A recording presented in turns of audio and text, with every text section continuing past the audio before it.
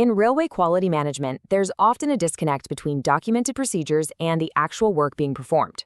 Today, we're exploring how to bridge that gap by moving from static documents to dynamic digital systems that embed compliance directly into the daily workflow instead of treating it as a separate chore. Now, we all know that for any quality management system to be effective, especially one compliant with ISO 9000, robust, documented procedures are essential. But the traditional methods, paper binders, or scattered digital files, are becoming a liability. They present significant challenges to ensuring consistent implementation and effective oversight. And this leads to a core question for any operator. Are your procedures actually helping people comply, or are they creating barriers? When a critical process is buried in a 300-page document, it stops being a guide and becomes an obstacle.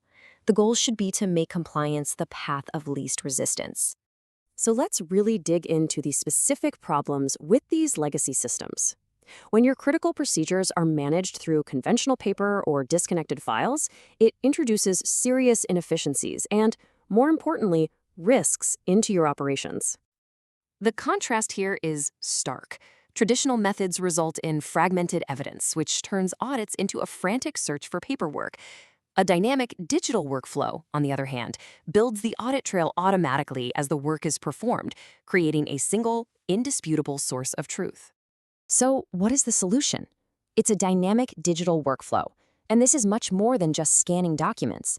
It's about transforming those static instructions into active, intelligent processes that actually guide the work. Let's break down the components that make this possible. The real power here is how these features combine. Imagine a custom workflow for a maintenance task that automatically notifies a technician's mobile device. As they complete the job, the system tracks progress in real time and stores all the evidence centrally. It connects the procedure directly to the person and the outcome. Theory is one thing, but the true test comes in high-stakes operations. Let's look at two critical railway scenarios where this digital approach proves its value. First, let's consider the engineering change process for rolling stock. This is an intricate procedure with multiple stakeholders, where a single misstep can have significant safety and operational consequences. A digital workflow enforces this entire sequence. No step can be skipped. It ensures every stakeholder signs off at precisely the right time, preventing any modification from proceeding without proper risk assessment and creating a bulletproof record for auditors. Our second example is just as critical, conducting a safety assessment after an incident on the network. In this situation, a structured, rapid, and thorough response is essential, not just for immediate safety, but for long-term prevention. In the crucial hours after an incident, this digital framework provides a clear path forward from the immediate response all the way to implementing corrective actions. It ensures no evidence is lost and that every lesson learned is formally captured and tracked to prevent recurrence. So what does this digital transformation really deliver? The benefits go far beyond convenience.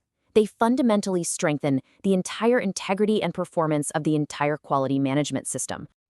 Here's the key takeaway. Compliance becomes a natural outcome of good work, not a separate task.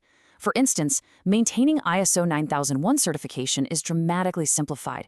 Instead of a last-minute scramble for documents, the evidence is already there, generated automatically and ready for any audit. This statement really captures the objective. It's an evolution from a passive library of documents to an active system of operational intelligence, one that doesn't just record the past, but actively guides a safer, more efficient future.